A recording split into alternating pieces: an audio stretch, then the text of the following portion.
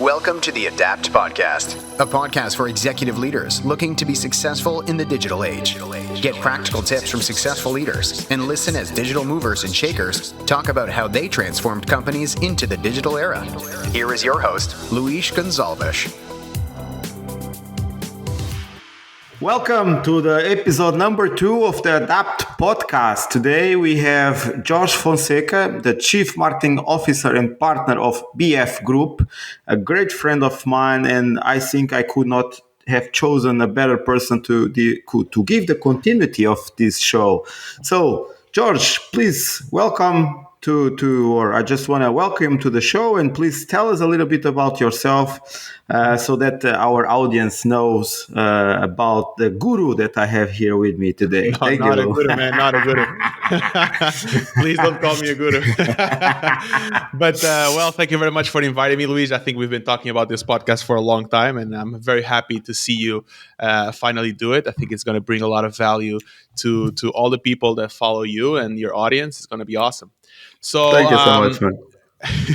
So who am I? I'm Jorge Fonseca. As you mentioned, I'm the CMO of the BF Grupo. BF Grupo is a family-started business. My dad actually started the business in, I think, 1989 in Portugal and Spain. He brought the business from the US and Canada.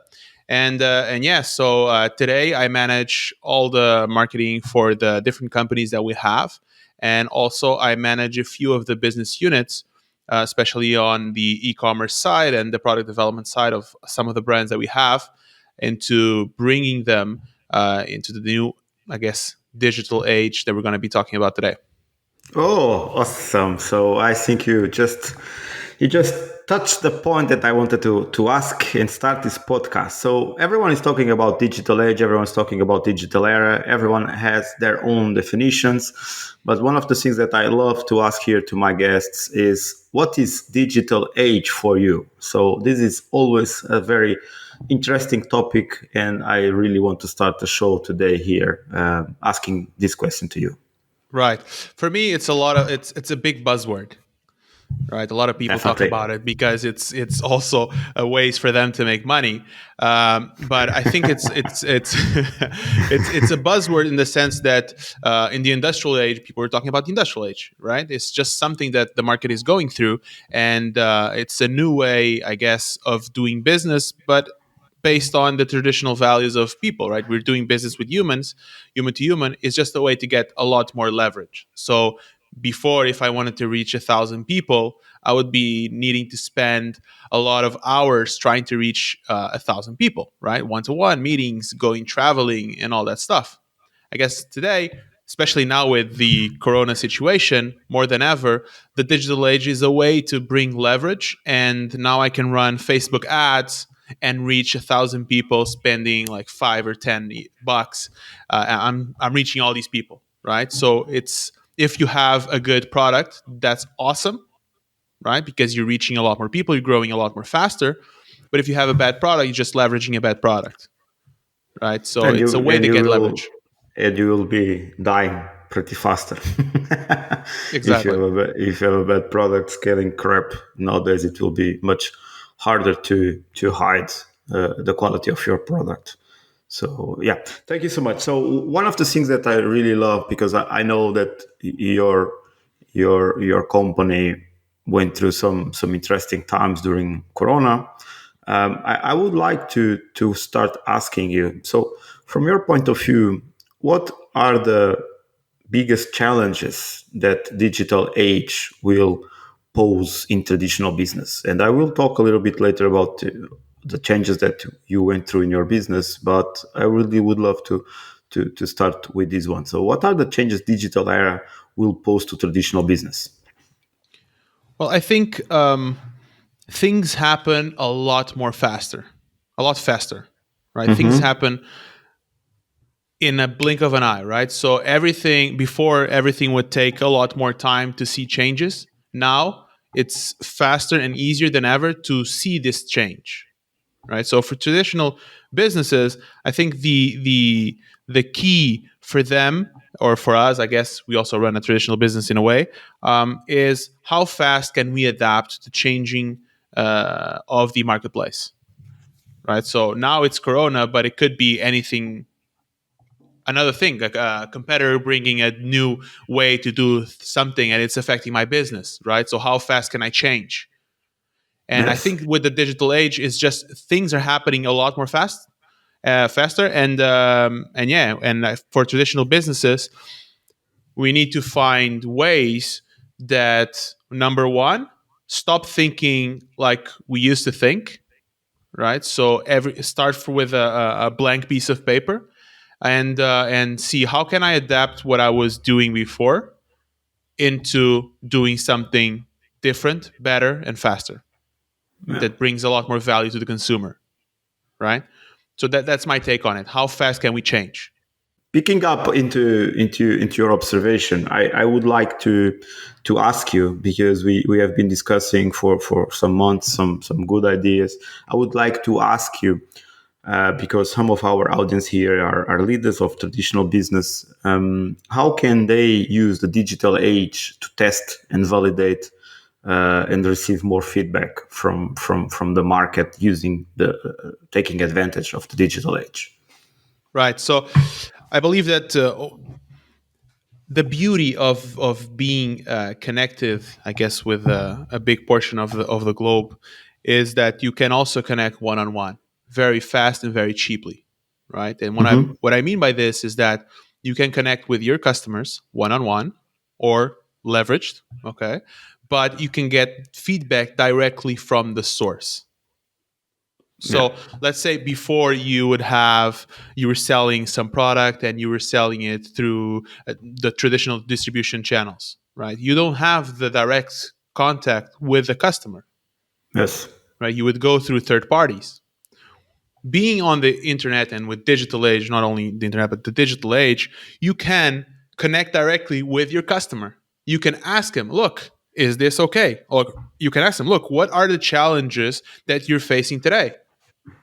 And you can iterate, right, a lot faster. You can go back and forward with him, with multiple customers, and understand, okay, I think I quite understand the problem now, so now I'm going to develop a better product for him, for her, for this company, for that company. Whatever you're selling, you can develop better products or better services that actually solve your customers' needs because you can connect with them. Yeah. Yeah. Right, Yeah. so Yeah. I think Yeah. that's one of the key things that we like to do a lot, is we get a lot of feedback through that, and a lot of feedback where we sometimes we develop the product before and then we test out. A lot of times we start by asking questions to our customers, and trying to get a good relationship with all our customers. We're when I mean customers, specifically, for example, in our e-commerce brands, we have a kitchenware brand where we're co-developing products with customers, right? So we try very hard to create a very transparent and honest relationship with each of one of our chefs. We call our customers chefs, so we can get feedback from them, so we can develop better products. We're very keen on listening, right? Instead of just talking, because the more we listen, the better products we can create for our customer, and the more sales we will do. Cool. So I've been checking your videos. So because you have been posting some videos that you have been recording of with your cooking lessons and so on. Can you actually explain us a bit what's not going into many details, but what's the strategy behind? Because I understand what you are trying to do. So you are doing a lot of content. You're doing videos. You do educational, because I truly believe in the digital era. The way how we approach customers is a completely different way than traditional business. Mass marketing does not work anymore. We need to educate the customers. We need to give value to them before even trying to sell. And if you go, for example, I saw a couple of weeks ago, I went to a construction site here, a shop, and they actually had workshops to teach people how to build stuff. And it's a very smart idea, That's because cool, yeah. basically you teach people to do work at home, like construction stuff, renovating stuff, and then, hey, by the way, we have the tools here. Do you want to buy? So Exactly, yeah. it's a very smart idea. So is something like this kind of stuff that you are trying to achieve with your videos, your cooking videos, or could you give us a bit of light on what you are trying Of to course. Let me give you two examples, right? One example I saw just today. Earlier, I was just scrolling through the feed on Facebook, and I saw a guy giving a webinar on how you can build your own snails, I guess, factory, or I don't know how to call it, but creating snails, right? So you basically, he was explaining, it was a 5 or 10 minute video that you could then download a PDF on how can you create a culture of snails, right, at Okay. home. So, and I'm looking at this, I'm like, man, I love the internet because of this, because this guy, right, is just a simple product, right? That before he could not leverage this, now he can. He can leverage the specific knowledge that he has, right? But for us specifically, I truly believe, and just to give you a little bit more context, I believe that sales is the child of marketing. Marketing is the child of strategy, and strategy is the child of your mission. Right? Okay. And why am I saying this? Because before, for example, in our Master Swiss brand, we were defining ourselves as a brand that creates affordable, high quality kitchenware products. Right? We were defining ourselves like this. Okay. And for 4 years we did this. And we're like, man, I was thinking, man, this is not truly who we are. We are limited. We're limiting ourselves of what we can do. Right. So I started thinking a lot more and researching and saying, look, this is not like I didn't know what it was exactly. I was feeling it inside. I was like, man, this is not who we are. We can be a lot more. Right. So then we came to the conclusion that we're not here to create great kitchenware products. We're here to help you, the home chef, improve your skills so you can create great and amazing memories in your household. Right? Because each one of us has great memories of eating our grandparents or our grandma's cooking, right? So because we grew up with this food, right? And she had to use kitchenware products. That's fine.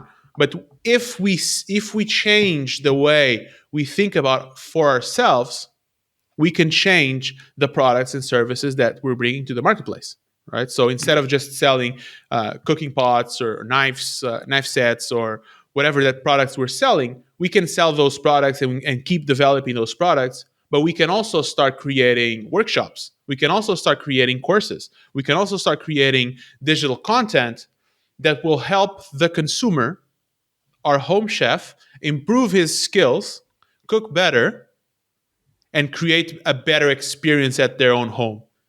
Yeah. Right? And of course, they will utilize our products and will buy our products in the process, because we're not trying to sell them this specific product. It doesn't matter. What it matters is who helped this person create this amazing dish. Yeah, that's very inspiring. It's really inspiring, and I think it's where business needs to go, because a lot of the traditional business just only think about selling. And I really think the whole entire society is changing completely. And more our customers will be millennials, where they believe more in purposes and they want to change the world. And I think this is where companies need to go. And I try to do the same with my company. In a way that we do consulting. A lot of people believe that we do consulting, but what people don't know is, for me, consulting and Evolution for All as a company, consult management consulting company, is a tool for me to create a better purpose, a better world, right? Helping to create a more stronger economy. And a lot of people still don't understand how we do that. We use the company and we use the executive leaders, because I believe that they are the ones that can really together change the world. Yeah. Right. So this is our mission, basically. And a lot of people start to question how we are actually having so much success. And a lot of our success comes from what you explained, creating the ecosystem to help the leaders to grow. Right. So before we sell consulting or before we enter in the company, we have the webinars, we have the podcasts like this one, we have the blog posts. We are planning now to ramp up a Digital Leadership Accelerator to help them to get better. And we did not even start touching on the core business. right? So we Exactly. Yeah. all this content is not even touching on the core business, which is basically consulting. So and this would not be possible without digital age, without internet, without the whole channels that we have in today's world. And I think nowadays, if you really know a little bit about something, so I learned some years ago, one of my colleagues told me, if you have a skill set that someone is able to pay for it, you can make a living out of it, because basically you have access to the entire world nowadays. You just Exactly. need to Yeah. know how to do it, but you basically have access to the entire world. Even Evolution for All, before COVID-19, it was a management consult company that people said, no, we cannot hire you. People in US, for example, or Singapore or whatever, we cannot hire you, are too far away. After COVID-19, I'm getting calls from all over the world, because basically they stood, maybe we can actually do something about it. So Exactly. I think that we are the first to limit ourselves, right? I fully Uh, agree. Fully agree. yeah, and I think a lot of times we have the tendency to define ourselves by what we do, right, and not but what we can do, right? Yeah. Like you can choose to define yourself as a consultant that does consultancy with a consulting company, right? Or you can choose to define yourself differently and not limit yourself just to consulting. Then that's exactly what you're doing. You're creating products and services. You're creating courses. You're creating workshops. You're creating accelerators. That's nothing to do with consultancy. It's about Yeah. education and upgrading your customer, which is the senior leadership of companies, into their skill set, right? Upgrading their skill set so they can improve within their company, create more results, and this way hire you again and again because you create value and they keep coming back, right? Without any question. And I really want to really help more leaders, because at the end, I don't care with consulting. Is of course it's my business. I like to do it, but it's not what makes me wake up in the morning and say, wow, I will be a consultant today and I will help companies. No, it's really right. It's really the power of entering in the office and really working side by side with the executives, that their actions can improve tremendous an organization and the lives of the people that work there. Because I truly believe if organizations become better, they can increase their revenues and they can increase the level of salaries, and they can benefit in the positive way the entire economy. That's my vision. Pretty good. But now I wanted to ask you something. So I know that your company uh, was very focused in face to face negotiation, face to Mm-hmm. face sales before COVID. So you guys had a huge sales team that were selling products, but it was basically a type of sale that was done door to door. I know that COVID came in and you guys were heated, but you were able to adapt in a very fast way and turning the business around and actually make it quite nicely. Would you mind to actually share the lessons that you guys learn from the point of view, from the speed of adaptability that you were able or forced to have, Right, right, because right. it's not easy, right? You had dozens and dozens of people doing something from one day to another. You needed to find a new opportunity, and you jumped into the training. You actually did pretty well. So it would be super awesome to explain to our listeners that journey. It would be really really Sure. inspiring. So as you can imagine, most of our core business was door to door sales, cold sales, cold calling, and we were also in shopping malls with our brand. So from one day to the other, everything stopped, and we had to adapt. Right. So we a few things that we did was, and depending on the business, one thing was, okay, let's move everybody into calling, right? Instead of doing face to face, let's just call people up, generate leads. Then depends on which part of the business, if it was B2B or B2C, or it depends. But we put everybody on the phone. They were at home doing, I guess, nothing. I guess like everybody else, or they could not do nothing, right? In the sense that they could not go outside and do their job. So okay, let's hire a call center, remote call center software, put everybody on phones, and start dialing up and offering our services and products through the phone. Right, that's one thing that we did in Portugal and Spain. And also, what we did was in our brands, we already had the website, the e-commerce all set up. And what we did was, okay, let's implement an affiliate platform, generate affiliate codes, create amazing campaigns for marketing campaigns for our people to use and for the consumer. Right? I think we did like 50% off in a lot of the products. We gave a lot of our commission away. We kept a very small commission, and we generated a bunch of codes and through an affiliate platform that we installed in our e-commerces, and we had a lot of people making good money in a situation that they never done before. And my team was doing. They did an amazing job. My team was doing calls almost every day, teaching them digital marketing for everybody. Right? We were having Zooms daily. Imagine a person never run Facebook campaigns was running Facebook campaigns profitably. So yeah, we did a lot of that, and yeah, it helped us get through. Now, I think I don't know which month it was. A few months ago, once we were able to get back into business, what we found was, okay, there's a lot of people at home, so that's good. So we were doing a lot of pitch, so we started doing our traditional business again. We were finding a lot more people at home, so we were converting a lot more through our campaigns, through door to door.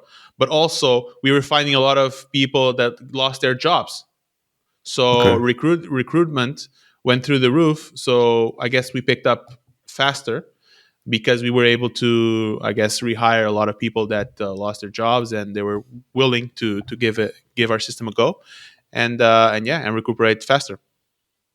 Wow! I don't know. Now things are getting worse again.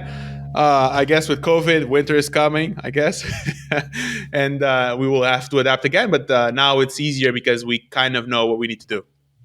Yeah. So what was the biggest lesson that you took out of that situation of this? Because this pandemic stuff, it's something that comes every 100 years. So it's not something that it will come every second year, but it's the lessons that you take out of these situations are very powerful. So what were the lessons that you took that helped your company to take one step further and actually, I'm pretty sure, increase profitability in the business, the revenue level, and so on.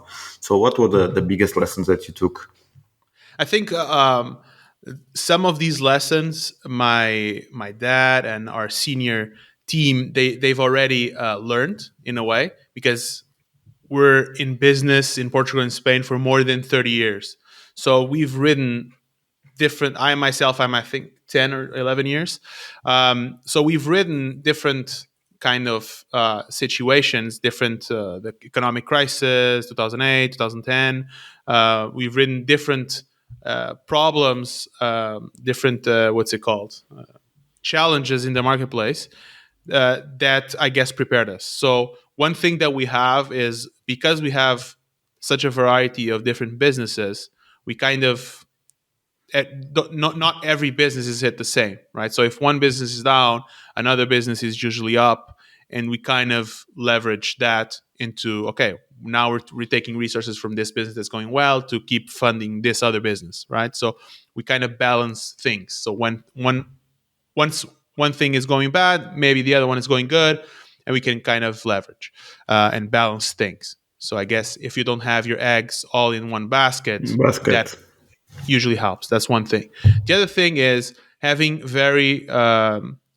your team is very important, right? So one thing that we saw was, okay, everybody band together. Let's figure this thing out.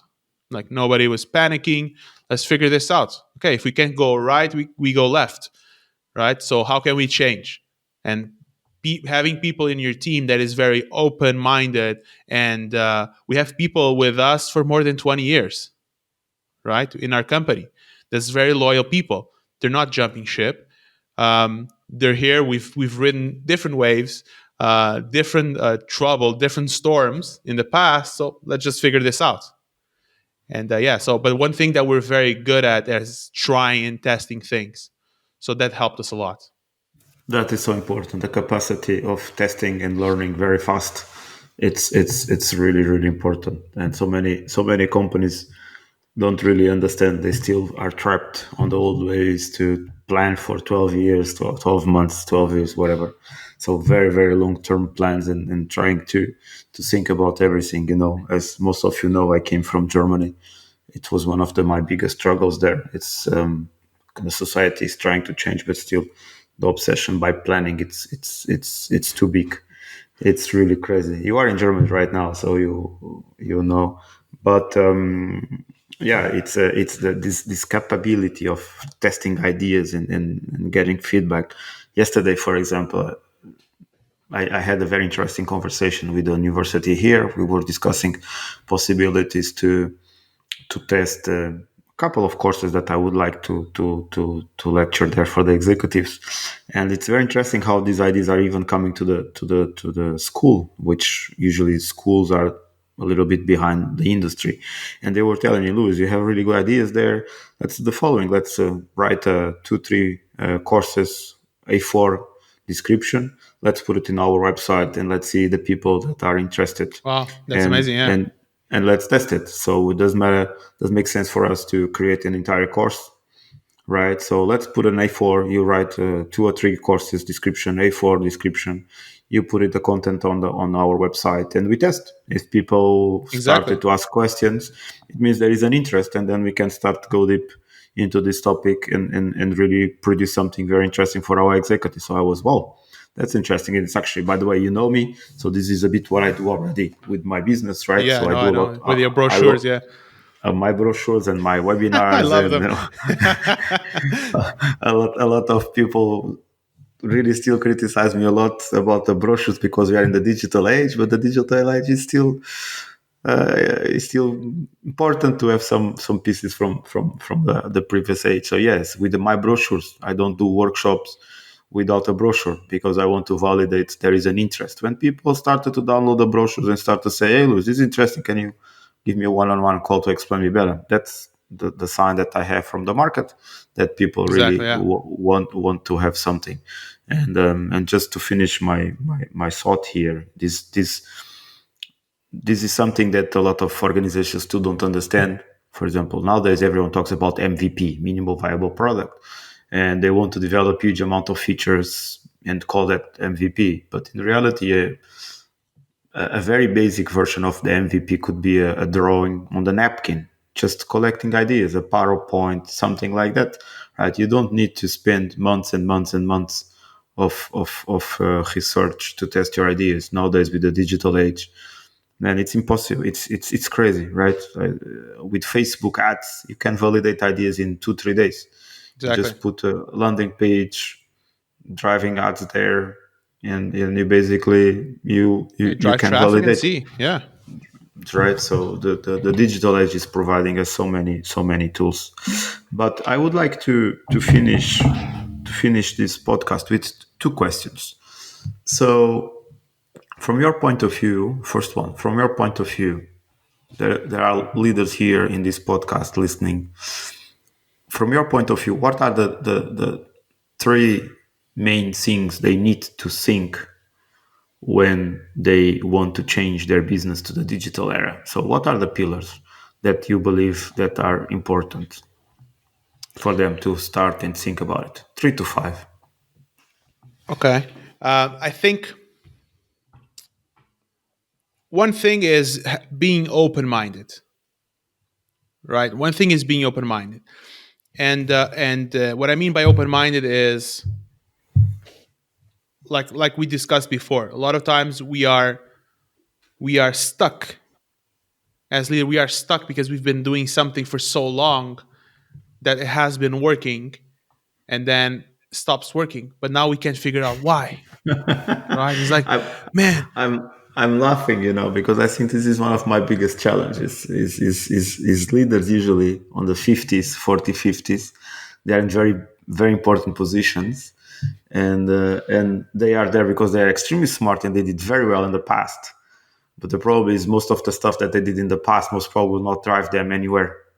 And they need to reopen themselves, being very open-minded, as you said, to really learn new things. Because I really think that what they did in the past, it will not save them in the future. So Right. I started to laugh immediately what Jorge said, because this is one of my biggest challenges. I work with very really senior people, and sometimes it's hard to explain them. Yes, it was great. You had huge success. It worked before, but not anymore. So yeah, continue, please. The mindset is one that I needed to jump in because I just identify myself so much with it. Right. And I think a lot of times, I think you find this a lot. There's a lot of ego involved, right? Because a lot of times, like, okay, if in the past I did this way and I was the one leading charge, doing this and taking the initiative and having the ideas, and now it's not working anymore because I got older, or I stopped researching, or stopped learning, or whatever it is, the reason it stopped working. It doesn't need to be you, right? It doesn't need to be you. You can get a 25 or 30-year-old person that is very ambitious, give them leeway to experiment and try things, and let them figure out. You, as the leader, as the owner of the business, you can focus on the different parts of the business, not focusing on the operational side of it, right? So give leeway and opportunity to different people, and for them to grow and keep going. Of course, this advice is very contextually. It works on a specific context. It doesn't work for all types of contexts, right? And then like anything, right? I guess what was the question again? So three to five pillars. You don't need to go through them, but give me five, but some rough ideas. What are the pillars that companies leaders need to take into consideration if they want to move to the digital age? Right. Yeah, then I guess the second thing can be leverage. Okay, how can you leverage your business? Right? How can you make understand the unit economic of what's producing value for your company, and understand how can you leverage that? That is so powerful. That I need to jump again because I want to compliment that one. Because of course, go ahead. Man, it's because nowadays I've been working a lot with banks, right? So when we all say fintechs will destroy the banks, and banks are so old fashioned, no one cares with them, and they will die. But the thing that I was always saying is be careful, because banks have assets that new fintechs don't have, and that's the leverage. What I mean, the data they have about their customers, right? So I was talking with a couple of banks here in Portugal, and I was telling them, the amount of data that you have with a proper data strategy, you can provide service that no one can provide. So you know so much about your customers that you have huge asset that if you know what you are doing, doesn't matter if you are old fashioned or not, you can provide such a huge amount of insights to your customer that there is no startup will compete with you in the fair way. And they were looking at me, and this is exactly building on what you were saying, leverage. They have so much old companies. It's not just bad things, right? Of course, they are slow, they are difficult, but they have a lot of leverage. Exactly like you said, they have so much data, they have so much years of experience. If they know how to utilize that, if they can reinvent themselves, my God, they have so much knowledge about so many different things. Right. And yes, exactly. That's exactly the point. But I think another form of leverage would be, for example, us, where we sell kitchen utensils mainly today, right? So there's so much I can do with selling, for example, a kitchen set, right? Or a knife set, what I mean. I have to manufacture this knife set, right? It takes months to do, right? They need to travel. I need to get them into my warehouse, and then from the warehouse to the consumer's household, right? So, but if I produce a digital course, I'm selling bits and bytes, right? I am leveraging the business by having something where the unit economic is basically my cost to acquire that customer. I don't have the cost of manufacturing a course because nobody's doing DVDs nowadays, right? It's just bits and bytes. and I'm selling the knowledge, and I'm transforming people's lives through that, and then they will eventually buy my other products as well. But I'm Yes. leveraging the business by diversifying. Number one, it's not only like let's say my courses or your courses, for example, they're not impacted by the consequences that coronavirus brought into the global distribution. I guess the global distribution, right? So, Yeah. for example, now you cannot buy a bicycle because all of the distribution was fucked, basically, right? So, Tell me about it. I wanted to buy a nice one here for my gym and I cannot get it. but if you're selling courses, bits and bytes, you're leveraging your business. You're having different sources of income, and one side of the business is helping the other one. So you're basically creating growth loops. Yeah, yeah, right? yeah. Okay, one last, if you remember. Right, one last one. I would say, with the digital age, more than ever, the way you structure your company, right, each department of your company, you're laughing. The way you structure your company, you can have a completely different way of doing business, right? And what I mean is specifically, I'm going to bring the marketing part, right? So, I've had this discussion with a few of my marketing friends, and I tell them, look, the marketing funnel is dead, right? And then it's very controversial in the sense that they always give me shit about it. But the marketing funnel is dead. Why? Because it's a one-sided view. Like, we're taking the customer and making him go through this journey that we've envisioned for him, right? Go, okay, now I'm going to do this. He's going to check my Facebook ad. He's going to sign up to my webinar. And then from my webinar, he's going to maybe buy or not. And if they don't buy, they drop out of the funnel. And then maybe I'll have a call. And if they don't want it, bye-bye, right? So what I mean by it's dead is, it doesn't mean that it doesn't work. It does work, right? But for me, it's much more interesting and brings a lot more value to the customer if we look at the customer and put the customer in the center and figure out, okay, how is the different ways I can bring this person into my ecosystem, keep giving him value until he is ready to buy, right? And then how can I design a growth loop that will touch each specific unit of my company, right? And bring the customer along and keep giving value to the customer until he's ready to buy, right? And an example of this for us, for example, we have a few touch points. I'm not going to name all of them, but as you mentioned, we're doing the free videos of cooking lessons and recipes, and we're doing ebooks, we're doing weekly meal plans, we're doing flash sales, we're doing a bunch of stuff, right? And most of the customers are affected by this, right? So they can choose to go through the left or right. It has multiple touch points, right? We're not bringing him into a marketing funnel. We have that as well, but we're not bringing him and then dropping him off. No, we're using, for example, social media as a way to just keep touch base, keep add value until he's ready to buy. Once he's ready to buy, then we put him into a journey where we incentivize and give the opportunity to people, for example, to give a review, right? Or invite their friends, or maybe sign up to a membership club, right?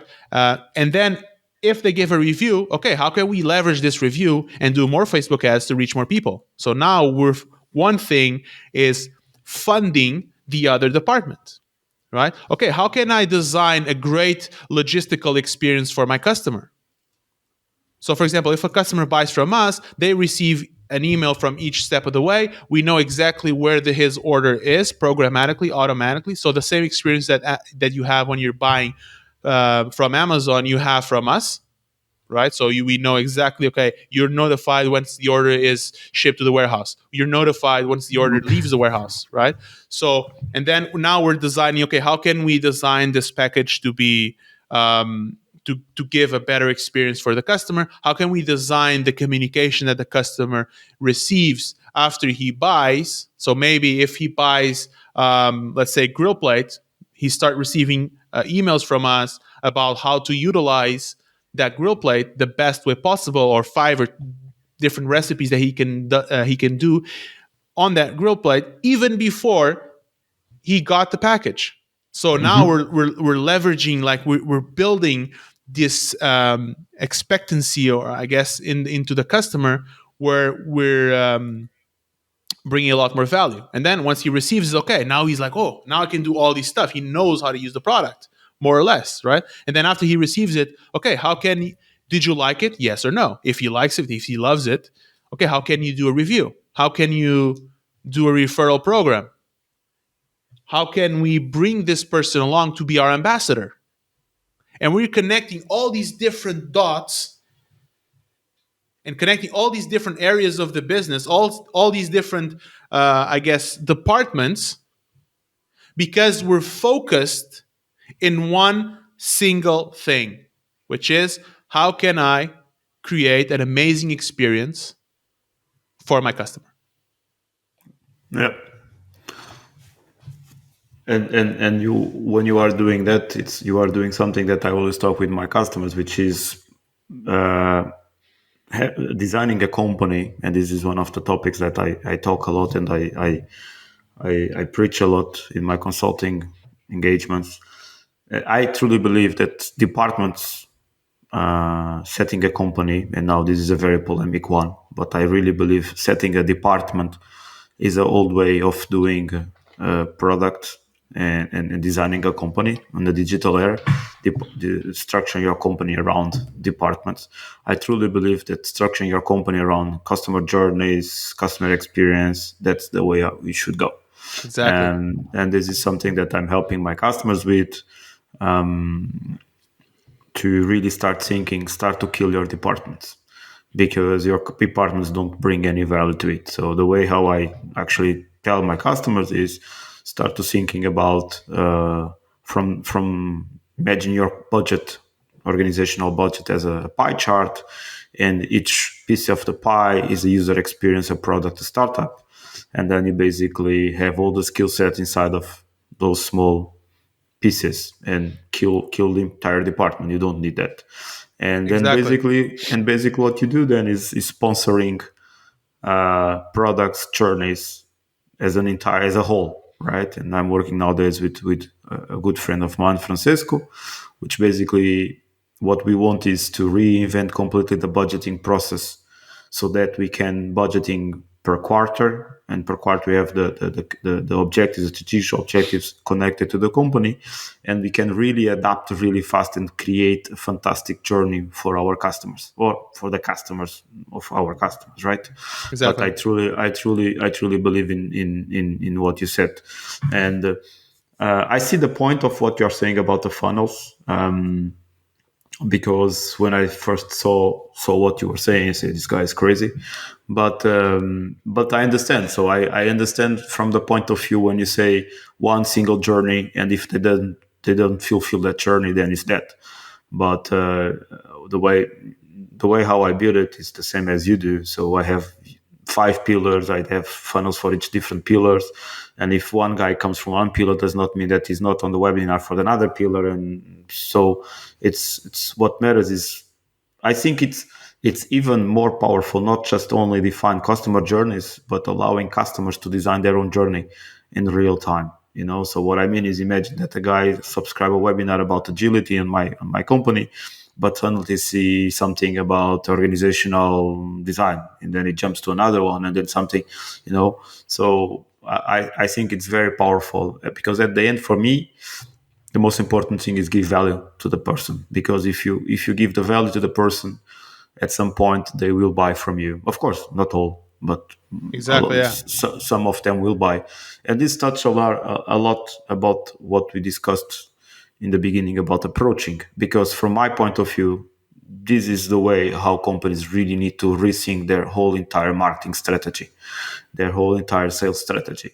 I don't believe in mass marketing. Facebook ads, they are very powerful, but what I mean is like newspapers and TV ads and just bombarding people with ads. It's okay for brand awareness, but I don't think that they will get much value out of it. So the companies really need to rethink completely the way how they do marketing, and they need to move into a direction where they provide huge amount of education and value before they even have the balls to ask for money. So that's the way how I see this entire thing. Internally, we say a lot. We say this, right? So we're not looking to sell. We're trying to find people that are ready to buy, right? Agree. Because selling is serving. Every time you're selling, you're serving. So if you always try to sell for the sake of selling and making money, you're not trying to serve, right? So that's what we say internally. But one other story that I can share with you. So our e-commerce business grew a lot during COVID because I guess a lot of people were home and they realized that they needed to upgrade their kitchen utensils, and we were there for them, and we sold a lot, and we were having a lot of problems. We sold a bunch of products, but we were having some problems with our warehouse, right? So we use a third-party warehouse company. They have all our inventory and they ship out the orders, and everything is integrated with the systems and everything, automated and all that stuff. And we were having issues because some of the orders were having up to 14 days to arrive. And the issue was not just the warehouse. The warehouse was just one problem. The other problem was also the companies that do the delivery. They were also having problems. Everybody was having problems. And we communicated with our customers. We mentioned to them, we told them, look, there's delays. Don't worry, everything will arrive, but there's delays, right? But we were having the warehouse, our warehouse guy, he was having a lot of stress, right? And he was not willing to adapt to some of the things that needed to be done for us to improve the orders being expedited, right? So he was like, no, I'm not going to do it. And we were like, look, I'm going to call him João. It's not his name, but just for the sake of it. It's like, John, why do you don't want to do it? Because it's not my job. I was like, okay, so who do you think you work for? It's like, I work for this company. I'm saying, no, you don't work for this company. You work for the customer. The customer pays your salary, my salary, everybody's salary. Because if the customer doesn't buy, I will not have any merchandise to sell, right? Or I will stop my company. So if I stop my company, you lose me as a client. And this can happen with any company that you have.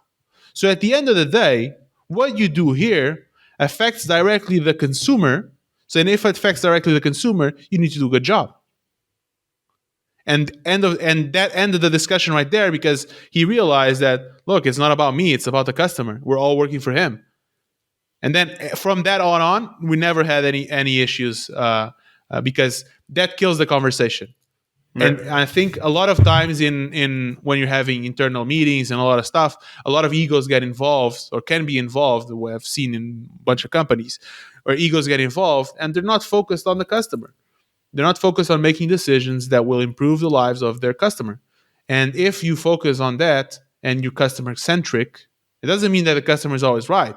It means that you're making decisions and developing products and services that will help the lives of your customer. And if it does that, you'll have a money-making machine anytime. So can I pick up that and say, because my last question was, what is your biggest advice for leaders that want to do a great job in their organizations? Can I pick up that and say that basically whatever you do, just make sure that focus on the customer and your leadership will be successful? Can I quote you note, but can I use that? Can I use that sure, as the biggest advice that you are giving on this podcast?